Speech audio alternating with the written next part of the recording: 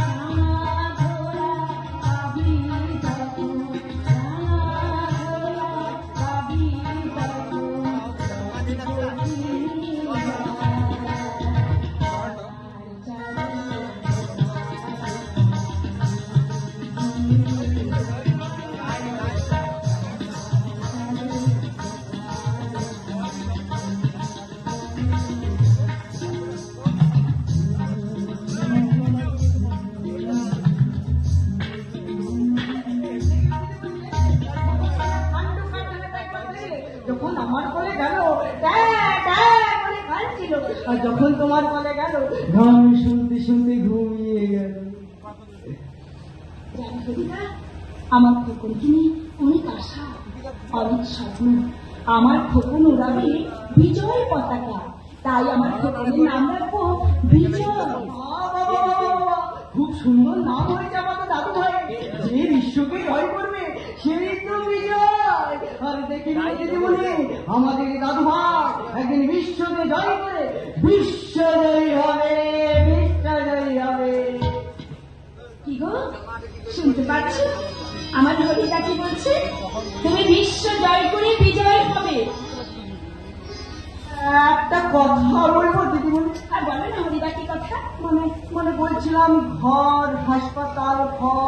হাসপাতাল করতে গেলে হলে বাজার হাট শাকসবজি যা ছিল তাই শেষ হয়ে গেছে।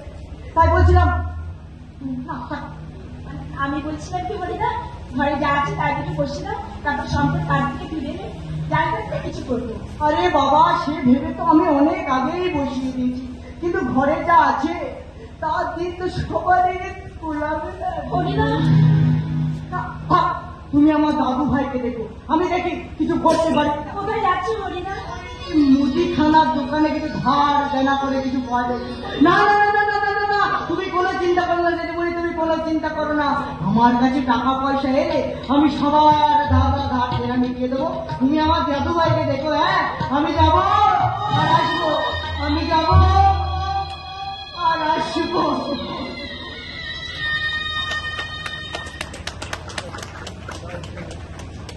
বাবা মা কখন কালীঘাট মন্দিরে পুজো দিতে গেছে, এখন তো ফিরে আসার কথা, এখন আসছে না কেন কি জানি। ও মা, তুমি এত তাড়াতাড়ি কাজ থেকে ফিরে গেছি? আরে দূর,